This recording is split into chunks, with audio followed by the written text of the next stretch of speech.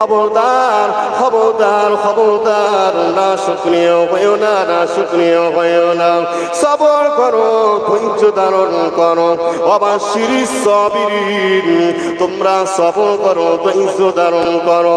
আল্লাহ যে আর যখন ইজা আসবে, আসাবাতুহুম মুসিবা, তোমাদের ভিতরে যখনই চলে আসবে বিপদ আপদ মুসিবতটা চলে আসবে, না না না কোনো আর দেরি করো না, আর সময় দিও না, আর দেরি করো না, আর অপেক্ষা করো না, বলো সঙ্গে সঙ্গে পাঠ করো, ইন্না লিল্লাহি ওয়া ইন্না ইলাইহি রাজিউন। আল্লাহ পাক রব্বুল আলামিন, তুমি যাতে রাজি আমি বান্দা তাতে রাজি।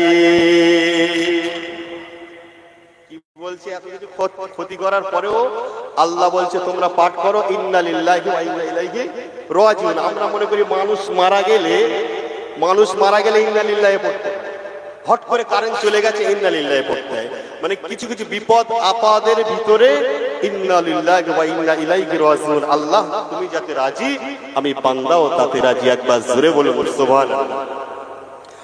এ মুসলমানেরা, এ নবী পাকের প্রেমিকেরা, কান্তি খাড়া করে শোনো, আল্লাহ পাক রব্বুল আলামিন যখনই বান্দা বান্দির মুখ থেকে এটা শুনবে, আল্লাহ তুমি যাতে রাজি আমি বান্দা তাতে রাজি, আল্লাহ তুমি যাতে খুশি আমি বান্দি তাতে খুশি, আল্লাহ তুমি যাতে রাজি আমি বান্দি তাতে রাজি।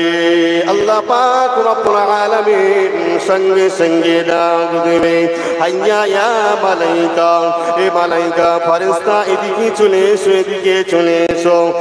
এক জায়গায় করে নিয়ে ইসমে ইশারা আল্লাহ পাক রব্বুল আলামিন ইশারা করে করে দেখাবে, ওরে মালাইকা ফেরেশতা একবার দেখো, চেয়ে দেখো, চেয়ে দেখো, তোমরা বলেছিলে নিষেধ করতে, তোমরা বলেছিলে নিষেধ করতে, না না আল্লাহ ইনসান তৈরি করবেন না, মানব জাত বানাবেন না, মানব সৃষ্টি করবেন না। ওরে মালাইকা ফেরেশতা একবার চেয়ে চেয়ে চেয়ে চেয়ে দেখো, ওই সব বান্দা বান্দীদেরকে আমি আল্লাহ পাক রব্বুল আলামিন এত কিছু ক্ষতি করলাম, তবেও কি বলছে, আল্লাহ তুমি যাতে রাজি আমি বান্দা তাতে রাজি। ওরে মালাইকা ফেরেশতারা সাক্ষী থেকো, সাক্ষী থেকো, সাক্ষী থেকো। মালাইকা ফেরেশতাদেরকে সাক্ষী রেখে দিয়ে আল্লাহ পাক রব্বুল আলামিন উচ্চ আওয়াজে বলতে লাগে, না না না, এ আমার বান্দা রে, আমার বান্দে রে, শুনে রেখে দাও, রেখে দাও, আমি আল্লাহ পাক রব্বুল আলামিন রাজি নয়। ওরে বান্দা বান্দি রে, তোমরা যাতে রাজি, তোমরা যাতে খুশি, আমি আল্লাহ পাক রব্বুল আলামিন তাতে খুশি। আরো জোরে বলুন সুবহানাল্লাহ। তাহলে আল্লাহ পাক রব্বুল আলামিন কি বলছে, আমি আল্লাহ খুশি নয় এত কিছু করার পরেও, শুধুমাত্র একটাই জিনিস কি, আমি আল্লাহ ইমানটা পরীক্ষা করেছি, ইমানটা পরীক্ষা করেছি, এইবার ইমানের মানে পরীক্ষায় তোমরা পাস করে গেছো, আমি আল্লাহ এটাই বলতে চাই তোমরা যাতে রাজি আমি আল্লাহ তাতে রাজি। একবার জোরে বলুন সুবহানাল্লাহ। তাহলে যেই শেষ নবীর উম্মত জান্নাতে চলে যাবে, এই যে কথাটা আমরা শুনে আসছি, বিষয়টা হলো এই জায়গায়, কিন্তু তার পরে পরে আমাদের কাছে এই নামাজ দিয়েছে, নামাজ তো পড়তেই হবে, রোজা দিয়েছে, রোজা রাখতেই হবে, এই সবগুলো হলো আমাদের কাছে দিয়েছে আল্লাহ পাক রব্বুল আলামিন ইবাদতের জন্য, মানে আমরা ইবাদত করব, রোজা করব, আল্লাহ খুশি হবে, নামাজ পড়ব, আল্লাহ খুশি হবে। আল্লাহ পাক জান্নাত তৈরি করে চাবি দিয়ে দুনিয়ায় ফেলে দিয়েছে। ধরুন আমরা এই বড় পুকুরটা খুব ভালো রকম চিনি, হ্যাঁ, তা কোনো এক জায়গায় 1 কোটি টাকা বা 1 লক্ষ টাকা দিয়ে তালা দিয়ে চাবিটা পুকুরে ফেলে দিয়েছে, আর এখানে ওই যে বিএসএফ র‍্যাব আসে ভোটের সময় তোমাদের এখানে, ওইরকম ধরনের ধরুন 5 জনার রেখে দিয়েছে তাদের পাহারা দিয়ে, মানে ওখানে কেউ হামলা করতে পারবে না, গেলেই কিন্তু গুলি চালাবে, ওখানে হামলা করতে গেলেই গুলি চালাবে। তবে যে চাবিটা খুঁজে নিয়ে আসবে তার জন্য এরা সব সহযোগিতা করে দেবে, ওই টাকাটা তার হাতে তুলে দেবে। তা ঠিক আমার আল্লাহ জান্নাত এরকম তৈরি করে চাবিটা দিয়ে তালা মেরে চাবিটা ফেলে দিয়েছে দুনিয়ায়, বলছে বান্দা বান্দিরে তোমরা ওই চাবিটা খুঁজে নাও। আর আমরা এই চাবিটা যদি নিয়ে যেতে পারি, আল্লাহ পাকের যে মালাইকা ফারেস্তা আছে তারা সহযোগিতা করে তালা খুলে জান্নাতে ঢুকিয়ে দেবে। বলুন সুবহানাল্লাহ। তাহলে ব্যাপার আছে, ঘর করলে বারান্দা করতে হয়, তাই তো? নামাজে যেতে গেলে ওযু প্রয়োজন আছে, ঘরের বারান্দা আছে তো। যদি দামি কোনো জিনিস থাকে বারান্দায়ও তালা দেয়, ঘরেও দরজা লাগিয়ে রাখে, তাই তো? আর যদি কোথাও যায় ঘরেও তালা, বারান্দায়ও তালা দেয়। তা ঠিক তেমন জান্নাত এমন দামি জিনিস, আল্লাহ পাক রব্বুল আলামিন একটা তালা মারিনি, কিন্তু দুটো তালা মেরেছে, মেরেই দুনিয়ায় দিয়েছে। একটা বলছে আতওয়াক্তাহু মিফতাহুস সালাহ, আতওয়াক্তাহু মিফতাহুস সালাহ, এই ওযু হলো জান্নাতের চাবি। as-সালাতু মিফতাহুল জান্নাহ, নামাজ হলো জান্নাতের চাবি। বলুন সুবহানাল্লাহ। আর দুনিয়া জমিনে আমরা হয়তো আরো 20-50 হাজার লোক নিয়ে আক্রমণ করে টাকাটা নেওয়া সম্ভব আছে, কিন্তু সেইখানে গিয়ে যদি আমরা চাবিটা চুরি করতে চাই, কিন্তু ওখানে তো এই দুনিয়ার কোনো সিকিউরিটি নেই। আল্লাহ পাকের ফারেস্তা মালাইকা আছে, গলা ধরে তো ফাঁকায় বার করবে নাকি? টেনে টেনে কোথায় নিয়ে যাবে? জাহান্নামে যাবে তো।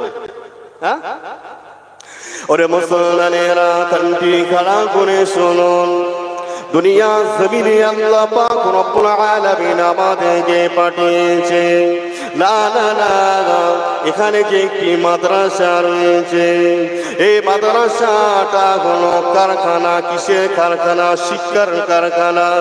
আমরা যখন নামাজে যাব, সেই সময় আমাদের লেগে যাবে সূরা। আমরা নামাজে যাব, নামাজের কেমন কি নিয়ত করতে হবে। আমরা নামাজে যাব, পাটিতে দাঁড়ানোর জন্য দোয়াটা প্রয়োজন লেগে যাবে, কিন্তু সেইগুলো শিখতে গেলে আমাদের কোথায় যেতে হবে? বলুন, মাদ্রাসায় যেতে হবে। হ্যাঁ, তাহলে ওগুলো তো শিখতে গেলে মাদ্রাসা আসতে হবে। তাহলে মাদ্রাসা উদ্দেশ্যই, আর এই গ্রামবাসী মানে গ্রাম এই পাড়া উদ্দেশ্যেই চলছে, তাই তো? তা আমাকে বললো যে মাদ্রাসাও এর সঙ্গে আসে, তাহলে আমরা নামাজে গেলে তো মাদ্রাসায় আমার শিক্ষা নিতে হবে নাকি? পাটিতে দাঁড়াবো কি বলে, নামাজে দাঁড়াবো কি বলে, অনেক কিছু ব্যাপার আছে তো। এ মুসলমানেরা, ঠিক তেমনি এই যে মাদ্রাসাটা তৈরি করা হয়েছে, মসজিদ হলো বাইতুল্লাহ, মাদ্রাসা হলো আমার নবী ঘর। এখান থেকে শিক্ষা দেয়া হবে। আমার নবী বিশ্ব নবী তো জানে, বাদশা নবী নিজেই ছিলেন মাদ্রাসা। আমার নবী যখন কথা বলতেন সাহাবারা সকলে শুনতেন। আমার নবী যখন বয়ান করতেন সাহাবারা সকলে শুনতেন। সাহাবারা শুনে শুনে শুনে শুনে মুখস্থ করে নিতেন, তাদের ব্রেনে ঢুকিয়ে নিতেন। কিন্তু সেই সময়টা অনুকরণ করে নিয়ে আজকে যে আমরা এখানে বসলাম, এই মাদ্রাসায় না গেলে, মাদ্রাসায় না গেলে, না পড়লে, না বসলে পরিপূর্ণ কিন্তু আমরা নামাজ জিনিস কি জিনিস বুঝতে পারবো না। ওরে মুসলমানেরা কান্তি খাড়া করে শুনুন, আল্লাহ পাক রব্বুল আলামিন যেটা বলতেন, মালাইকা ফারেস্তারা যেটা দিতেন, আমার নবীর কাছে এনে ফারেস্তারা ডানা বেলিয়ে এসে বিশ্ব নবীর কাছে দিতেন। আমার নবী সাহাবাদের এমন কি ছড়িয়ে দিতেন, ভিতরে বলে দিতেন। আর আমাদের শিক্ষা অর্জন করতে গেলে ওই নবী বিশ্ব নবী অনুসরণ করতে হবে, হাদিস শরীফ তিলাওয়াত করতে হবে, কোরআন শরীফ তিলাওয়াত করতে হবে। কিন্তু ওগুলো জানতে গেলে নির্দিষ্ট এমন একটি ঘরের প্রয়োজন আছে কি নাই? আছে তো? তাহলে সেটাই আছে, হুজুরও আছে, প্রয়োজন আমাদের শিখার আসার, তাই তো? যদি আমরা না আসি তাহলে আমাদের খারাপই। আমরা বুঝবো, জানবো, শুনবো, আর বুঝবো না, জানবো না, শুনবো না, সেটা আমাদের ব্যক্তিগত ব্যাপার, সময়ের সঙ্গে কথা বলবে। কিন্তু কোরআন শিখা হলো ওয়াজিব। কোরআন যদি না জানে তার কিন্তু নসিবে খুব খাতরা আছে। দুনিয়া জমিনে হয়তো টাকায় অর্থে এদিক সেদিকে বিশাল ব্যাপার করে, কিন্তু যখন এটাই শেষ হয়ে যাবে, যখন ওখানে চলে যেতে হবে, তখন পুরো অন্ধকার, অন্ধকার, সেখানে কোনো কাজ হবে না। তাহলে আমাদের এখন থেকে শিখতে হবে, এখন থেকে শুরু করতে হবে। পড়াশুনো ছোট নয়, পড়াশুনো ছোট বড় কোনো ব্যাপারই নয়। যখনই মনে হবে তখনই, যখনই মনে হবে তখনই। খালেক সাহেব হুজুর আব্বাজান বলতেন যে তুমি নাওয়াল চষছো তখনও তুমি পাঠ করো, নাওয়াল চষছো তখনই তুমি পাঠ করো। কারণ আল্লাহ পাক রব্বুল আলামিন জানবে সংসার নিয়ে, ছেলে পেলেদের নিয়ে অভাবের সংসার, হয়তো ঠিকঠাক ভাবে টাইম পাইনি, তবে বান্দা এখন টাইম পেয়েছে, দুটো করে অক্ষর যদি পড়তে পারেন আর ওই অবস্থায় যদি ইন্তেকাল করে, তাহলে আপনাদের কবরে আল্লাহ পাক খাস একটি ফেরেশতা দিয়ে দেবে, যাও চলে যাও ওই বান্দা ওই বান্দির কবরে চলে যাও, ওকে হাফিজ কোরআন করো। আর হাসরের দিনে মহাশরের ময়দানে যখন তুলবে, কোরআন এবং শরীফ মানে খতমে কোরআন শরীফ করিয়ে নিয়ে হাফেজা করে হাসরের ময়দানে তুলবে। একবার জোরে বলুন সুবহানাল্লাহ। নিজের আত্মীয়রা চিনতে পারবে না, মাথায় এত জ্বলবে, কি ব্যাপার মাথায় জ্বলছে, কি ব্যাপার, কিন্তু শেষ বয়সে দুটো অক্ষর পড়ার ওসিলায় আমার আল্লাহ পাক রব্বুল আলামিন তাদের মাথায় নূরের তাজ দিয়ে দেবে। একবার জোরে বলুন সুবহানাল্লাহ। ওরে মুসলমানেরা, দুনিয়া জমিনে হাসি ঠাট্টা বিদ্রুপ করে দুনিয়াদারি করে আপনি কোরআনের ভিতরে চলে যান। আল্লাহ পাক রব্বুল আলামিন বলছে, বান্দা বান্দিরে, আমি আল্লাহ পাক রব্বুল আলামিন দুনিয়া জমিনে দিয়েছি, অর্থ সম্পদ সবই কিছু দিয়েছে, তবে তোরা আমি আল্লাহ আমার ইবাদতটা কর, ইবাদতটা কর। তোরা দুনিয়া জমিনে দামি গাড়ি চড়, অসুবিধা নাই।